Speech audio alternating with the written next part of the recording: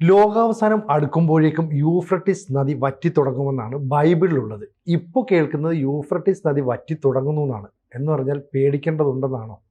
എന്ന് പറഞ്ഞാൽ ലോകാവസാനമൊക്കെ അടുത്തോ എന്നുള്ള ചോദ്യമാണല്ലോ. അതെ, അത് ശാസ്ത്രജ്ഞന്മാര് പറയുന്നത് അതിൻ്റെ കാര്യങ്ങൾ നമുക്ക് പറയാം. പക്ഷെ ബൈബിളിൽ വിശ്വാസം അർപ്പിച്ചിരിക്കുന്ന വലിയ വിശ്വാസി സമൂഹമൊക്കെ ഉണ്ടല്ലോ. അപ്പൊ അവരെ സംബന്ധിച്ചിടത്തോളം ബൈബിളിലെ പ്രവചനം ശരിയാകുന്നു. ബൈബിളിലെ പ്രവചനം പോലെ യൂഫ്രട്ടീസ് നദി ഇപ്പോൾ വറ്റിക്കൊണ്ടിരിക്കുകയാണ്. അപ്പോൾ ഇതിൻ്റെ അകത്ത് പിന്നെയുള്ളത് യൂഫ്രട്ടീസ് നദി വറ്റുന്നത് അർത്ഥം ലോകം അവസാനിക്കുകയാണോ എന്ന് ചോദിച്ചാൽ ലോകത്തിൻ്റെ അവസ്ഥ ഇപ്പം അത്ര നല്ലതൊന്നുമല്ലല്ലോ. ഈ അധികാര കൊതിയന്മാരായ ചില അതെ, ഈ രാഷ്ട്ര തലവന്മാർ പല സ്ഥലത്തു നിന്നും വേറെ രാജ്യങ്ങളിൽ പോയി അക്രമമൊക്കെ നടത്തി അവിടുത്തെ രാഷ്ട്രീയ തലവന്മാരെയൊക്കെ ഉന്മൂലനം ചെയ്യുക. സകല ലോകത്ത് മൊത്തം ഈ സംഹാരം വിതച്ചില്ലേ ട്രംപ്. കേരളം മുതൽ അമേരിക്ക വരെ ഇതുപോലെ അധികാര കൊതിയന്മാരാണ്. എല്ലായിടത്തും എല്ലാ മുക്കിലും മൂലയിലും അത്തരം ആളുകളെ കൊണ്ട് നിറഞ്ഞിരിക്കുകയാണ്. അതായത് തിന്മയെ ജീവകാരുണ്യ പ്രവർത്തനം എന്ന് വിളിക്കുന്ന ഒരു കാലാവസ്ഥയാണ് ഈ ഏകാധിപതികൾ എല്ലാവരും കൂടി ഉണ്ടാക്കിയിരിക്കുന്നത്. ലോകക്രമത്തെ മാറ്റിയാണ് അവരുടെ ലക്ഷ്യം. അതാണ്, തിന്മയാണ് ജീവകാരുണ്യ പ്രവർത്തനം എന്നൊരു പുതിയ ആശയം ആണ് അവർ കൊണ്ടുവന്നിരിക്കുന്നത്. ഇപ്പോൾ മൊത്തത്തിൽ മിഡിൽ ഈസ്റ്റിൽ ഉത്കണ്ഠ വന്നിട്ടുണ്ട് യൂഫ്രട്ടീസ് വറ്റുന്നതുകൊണ്ട് കർഷകർക്കും കുടിനീർ ഇങ്ങനത്തെ ഒരുപാട് പ്രശ്നങ്ങൾ അതുകൊണ്ട് ഉണ്ടാകുന്നുണ്ട്. അപ്പൊ ക്രിസ്ത്യൻ സംഘങ്ങൾ പറയുന്നത് ബൈബിളിലെ വെളിപാട് പുസ്തകത്തിൽ വെളിപാട് പുസ്തകത്തിൽ പറയുന്നത് പോലെ ആണ് ഇത് ഇപ്പോൾ സംഭവിക്കുന്നതെന്നാണ്. ന്യൂയോർക്ക് പോസ്റ്റിലാണ് ഈ റിപ്പോർട്ട് ഇപ്പോൾ വന്നിരിക്കുന്നത്. ലോകാവസാനത്തിന് മുമ്പ് യൂഫ്രട്ടീസ് വറ്റും എന്ന് ബൈബിളിലെ വെളിപാട് പുസ്തകത്തിൽ പറഞ്ഞിട്ടുണ്ട്. ഈ യൂഫ്രട്ടീസ് 1800 മൈൽ ആണ് ഈ കിഴക്കൻ തുർക്കി മുതൽ സിറിയ, ഇറാഖ് വരെ എത്തിയിട്ട് പിന്നെ ടൈഗ്രിസ് നദി, യൂഫ്രട്ടീസ് ടൈഗ്രിസ് ഒന്നിച്ചാണല്ലോ പഠിക്കുക. ടൈഗ്രിസിൽ ചേർന്നിട്ട് ഗൾഫിലെത്തുകയാണ് ഈ യൂഫ്രട്ടീസ് നദി. സംസ്കാരത്തിൻ്റെ പിള്ളത്തൊട്ടിൽ, ആ മേഖലയിലെ സംസ്കാരത്തിൻ്റെ പിള്ളത്തൊട്ടിലാണ് യൂഫ്രട്ടീസ് എന്നാണ് പറയുക. അതുകൊണ്ട് അതിനെ ഫെർട്ടൈൽ ക്രസൻറ്റ് എന്നും വിശേഷിപ്പിക്കും. അപ്പോൾ വെളിപാട് പുസ്തകത്തിലെ 16-12 വാക്യം, അതിലാണ് യൂഫ്രട്ടീസ് വറ്റും എന്നുള്ള കാര്യം പറഞ്ഞിരിക്കുന്നത്. 6ാമത്തെ ദൂതൻ കലശം യൂഫ്രട്ടീസ് നദിയിൽ ഒഴിച്ചപ്പോൾ കിഴക്ക് നിന്നുള്ള രാജാക്കന്മാർക്ക് ഒരുക്കുന്നതിനായി നദിയിലെ വെള്ളം വറ്റി വരണ്ടു പോയി എന്നാണ് അതിൽ പറയുന്നത്. അപ്പോൾ അന്തിമ യുദ്ധത്തിനുള്ള ഒരുക്കമാണ് ഇത് എന്നാണ്. അന്തിമ യുദ്ധത്തിന്, ദൈവത്തിൻ്റെ വിധി ദിവസത്തിന്, കർത്താവിൻ്റെ വിധി ദിവസത്തിന് പറയുന്ന വാക്ക് അർമഗദ്ദോൻ എന്നാണ്. ഇത് ഇംഗ്ലീഷിലും ഈ വാക്കുണ്ട്, അർമഗദ്ദോൻ. ഇംഗ്ലീഷിലാവുമ്പോൾ ആർമഗഡൻ എന്നൊക്കെ പറയും. അപ്പോൾ കലശത്തിലെ ദൈവകോപം 6ാമത്തെ ദൂതൻ യൂഫ്രട്ടീസ് നദിയിൽ ഒഴിച്ചു എന്നുള്ളതാണ് വിശ്വാസം. കിഴക്കൻ സൈന്യം, അതിനുശേഷം കിഴക്കൻ സൈന്യം വന്ന് ഈ രാജ്യം അധീനത്തിലാക്കുന്നു എന്നാണ്. ഇതാണ് വചനം. ഇനി വചനം പറയാം. 6ാമത്തവൻ തൻ്റെ കലശം യൂഫ്രാത്തോസ് എന്ന മഹാനദിയിൽ ഒഴിച്ചു. കിഴക്ക് നിന്ന് വരുന്ന രാജാക്കന്മാർക്ക് വഴിയൊരുക്കേണ്ടതിന് അതിലെ വെള്ളം വറ്റിപ്പോയി. ഇതാണ് വെളിപാട് 16-12. കിഴക്ക് നിന്നുള്ള പണ്ഡിതന്മാർ എന്നുള്ളതേ, മജൈ എന്ന് പറയുന്നത് യേശുവിൻ്റെ ജനന സമയത്തും കിഴക്ക് നിന്നുള്ള പണ്ഡിതന്മാർ എത്തുന്ന ഒരു ഭാഗം, അവർക്ക് നക്ഷത്രം വഴി കാണിച്ചു എന്നൊക്കെ പറയുന്നുണ്ടല്ലോ. ഇതിലും കിഴക്ക് നിന്നുള്ള സൈന്യം വരുന്നു എന്നാണ് അപ്പോൾ ഇന്ത്യയെ പോലുള്ള രാജ്യങ്ങളൊക്കെയാണ് ഇനി ലോകത്തിനെ കീഴടക്കുക എന്നതിന് അർത്ഥമുണ്ടോ എന്ന് എനിക്ക് അറിഞ്ഞുകൂടാ. അത് ബൈബിൾ പണ്ഡിതന്മാർ പറയട്ടെ. ഇത് പുരാതന കാലം മുതൽ വലിയ അതിർത്തിയാണ് ഈ യൂഫ്രട്ടീസ് നദി എന്ന് പറയുന്നത്. ആ രാജ്യങ്ങളുടെയൊക്കെ ഒരു അതിർത്തി. അപ്പോൾ അത് പറ്റുമ്പോൾ ആ അതിർത്തി ഇല്ലാതാവുകയാണല്ലോ. അതെ, അത് പറ്റുന്നത് ദൈവവിധി നടപ്പാക്കലിൻ്റെ അന്തിമ യുദ്ധത്തിൻ്റെ അടയാളം ആണ്. ദൈവം അടയാളങ്ങൾ വഴിയാണല്ലോ സംസാരിക്കുന്നത്. അപ്പോൾ ഇത് ശാസ്ത്രജ്ഞന്മാർ പറയുന്നത് കാലാവസ്ഥാ വ്യതിയാനം ആണ് ഇതിൻ്റെ കാരണം. ഒരുപാട് വരൾച്ച പല ഭാഗത്തും ഉണ്ടാകുന്നുണ്ട് കാലാവസ്ഥാ വ്യതിയാനം കൊണ്ട്. പിന്നെ ഡാം, അണക്കെട്ടുകൾ പണിയുന്നത്, അതും ഇതിന് കാരണമാണ്. ഭൂഗർഭജലം ചൂഷണം ചെയ്യുന്നുണ്ട് രാജ്യങ്ങൾ, ജനങ്ങൾ. അതുകൊണ്ടും കൂടിയാണ് ഇത് പറ്റുന്നത്. അത് ഭാരതപ്പുഴ പറ്റുമ്പോഴും അങ്ങനെയാണല്ലോ പറയുന്നത്.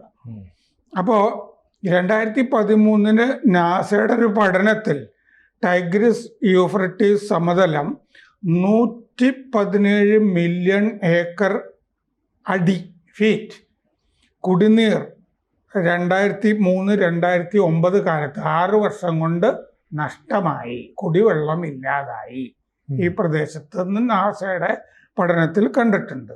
ഇറാഖിലും സിറിയയിലും കർഷകർക്ക് ധാരാളം വിളനാശം ഈ ജലസേചനത്തിന് വെള്ളം കിട്ടാതെ ഉണ്ടായിട്ടും ഉണ്ട്. പിന്നെ ആർക്കിയോളജിക്കൽ ഡിസ്കവറി എന്ന് പറഞ്ഞ ജേണലിൽ ഒരു computer engineer doctor Konstantin Borisov ഒരു കണ്ടെത്തൽ നടത്തിയൊരു ലേഖനം ഇപ്പോൾ അച്ചടിച്ചിട്ടുണ്ട്. അതിൽ പറയുന്നത് മെസോപ്പൊട്ടേമിയയിൽ ആയിരുന്നിരിക്കില്ല ഏദൻ തോട്ടം, ആദവും ഔവയും തമ്മിലുള്ള സമാഗമത്തിൻ്റെ സ്ഥലം. അത് ഈജിപ്തിനടുത്തായിരിക്കും എന്നുള്ള കണ്ടെത്തലാണ്. അത് ഇതുമായി ബന്ധപ്പെട്ടതല്ല, എന്നാലൊരു ബൈബിൾ സംഭവമാണല്ലോ. അതെ സർ, ശരിക്കും പറഞ്ഞാൽ ഇപ്പം ഈ ലോകാവസാനം വരുന്നു എന്നുള്ളൊരു സംശയം ഇപ്പോൾ ഉണ്ടാകാൻ വരുമ്പോൾ മിഡിൽ ഈസ്റ്റിന് നേരെയാണ് ഇറാൻ്റെ ആക്രമണമൊക്കെ നടക്കുന്നത്. അമേരിക്ക ഇപ്പോഴും ആക്രമണം നിർത്തുന്നില്ല. ഇറാൻ പറയുന്നു ഞങ്ങളുടെ ഡിമാൻഡുകൾ അംഗീകരിച്ചില്ലെങ്കിൽ ഞങ്ങൾ ഇനി മറ്റ് ചില നീക്കങ്ങൾ ഹോർമൂസിലേക്ക് നടത്തുന്നു.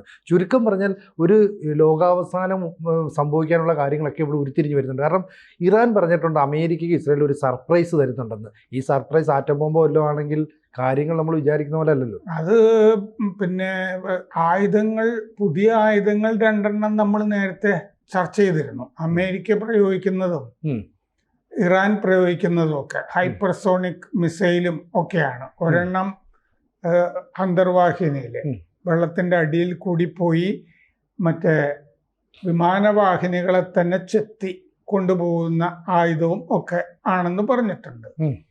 അപ്പോൾ ആണവ ബോംബ് ഇടത്തക്ക വട്ട് ഉണ്ടായിട്ടുണ്ടോ, കിറുക്ക് ഉണ്ടായിട്ടുണ്ടോ എന്നുള്ളതൊക്കെ കണ്ടറിയണം. അത്യാവശ്യം വട്ടും കിറുക്കും ഒക്കെ ഈ ചെയ്യുന്ന ആളുകൾക്ക് ഉണ്ട് എന്നുള്ളത് നമുക്ക് മാത്രമല്ല മാർപ്പാപ്പയ്ക്കും മനസ്സിലായിട്ടുണ്ടല്ലോ.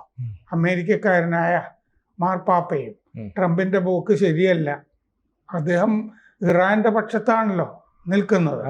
മാർപ്പാപ്പയും മുമ്പത്തെ മാർപ്പാപ്പയും അങ്ങനെ തന്നെയായിരുന്നല്ലോ അല്ലേ. ഇസ്രയേലിന് എതിരെ ആണ് അദ്ദേഹം സംസാരിച്ചുകൊണ്ടിരുന്നത്. ഹമാസിന് വേണ്ടിയല്ലേ ആ മാർപ്പാപ്പ സംസാരിച്ചുകൊണ്ടിരുന്നത്.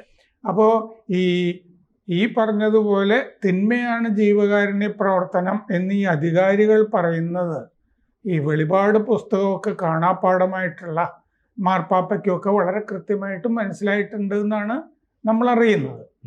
ശരിക്കും പറഞ്ഞാൽ ഇപ്പോൾ ഈ ലോകാവസാനം ഉണ്ടാകുന്നത് ഇത് സംബന്ധിച്ചുള്ള കാര്യങ്ങൾ പലതും ഈ ബൈബിളിൽ എഴുതി വെച്ചിട്ടുണ്ട്. അപ്പോൾ ബൈബിളിൽ ഉണ്ടായതുപോലെയുള്ള ചില സംഭവങ്ങളാണ് ഇസ്രയേലിൻ്റെ ഹമാസും തമ്മിലുള്ള പ്രശ്നം, അതുപോലെ തന്നെ ഇറാൻ്റെ ഇപ്പോഴത്തെ ചില നിലപാടുകൾ, ഇതെല്ലാം കൂടെ കൂട്ടി വായിക്കുമ്പോൾ ആ സംഭവങ്ങളൊക്കെ തന്നെ ആകസ്മികമല്ല, ഇത് എഴുതി വെച്ചതുപോലെ സംഭവിക്കുന്നതാണ്. എഴുതി വെച്ചതുപോലെ സംഭവിക്കുന്നു എന്നുള്ളതാണ് നമ്മൾ ഈ ഇസ്രയേലിൻ്റെ യുദ്ധ കാലത്ത് നമ്മൾ ഒരുപാട് ബൈബിൾ വചനങ്ങൾ പറഞ്ഞിട്ടുള്ളതാണല്ലോ. അതിൽ സംഭവിച്ചിട്ടുണ്ട് എന്നുള്ളത്.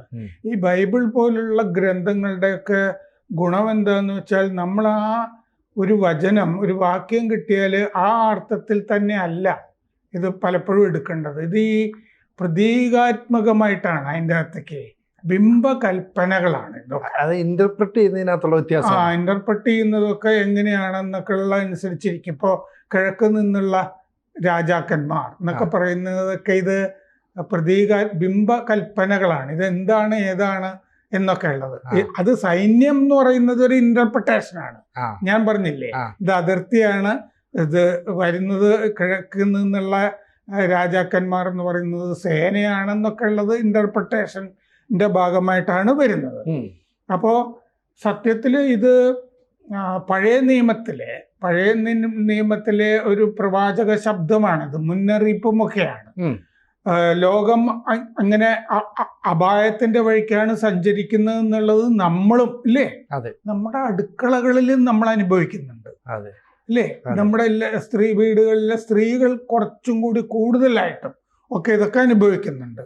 അതുകൊണ്ട് യൂഫ്രട്ടീസ് വറ്റുന്നു. വെളിപാട് പുസ്തകത്തിലെ 16-12 വചനം ഒന്നുകൂടി പറയാം. 6-ാമത്തവൻ തൻ്റെ കലശം യൂഫ്രാത്തോസ് എന്ന മഹാനദിയിൽ ഒഴിച്ചു. കലശം എന്ന് പറഞ്ഞാൽ എന്താണ്? അത് ഒഴിക്കുക എന്ന് പറഞ്ഞാൽ എന്താണ്? അതാണ് ഈ കലശം എന്ന് പറഞ്ഞാൽ അതിൻ്റെ അകത്തുള്ള കലശത്തിൽ ഉണ്ടായിരുന്ന എന്താണെന്നുള്ളതാണല്ലോ. കലശത്തിൽ സാധാരണ വെള്ളമോ അങ്ങനെയൊക്കെയല്ലേ. അപ്പൊ ഇന്റർപ്രിട്ടേഷൻ വരുമ്പോഴാണ് കലശത്തിൽ ഉണ്ടായിരുന്നത് ദൈവകോപമാണ് എന്നുള്ളത് വ്യാഖ്യാനമാണ്. അപ്പൊ കലശം ഒഴിച്ചു യൂഫ്രാത്തോസ് നദിയിൽ എന്ന് പറയുമ്പോൾ ദൈവത്തിന്റെ കോപം യൂഫ്രട്ടീസ് നദിയെ ബാധിച്ചിരിക്കുന്നു എന്ന് പറയുമ്പോൾ ആ മേഖലയിൽ ദൈവകോപം ഇപ്പോഴുണ്ട് എന്നാണ് അതിൽ നിന്ന് നമുക്ക് അർത്ഥം കിട്ടുന്നത്. 6-ാമത്തവൻ തൻ്റെ കലശം യൂഫ്രാത്തോസ് എന്ന മഹാനദിയിൽ ഒഴിച്ചു. കിഴക്ക് നിന്ന് വരുന്ന രാജാക്കന്മാർക്ക് വഴി ഒരുക്കേണ്ടതിന് അതിലെ വെള്ളം വറ്റിപ്പോയി. ഇതാണ് വാചകം.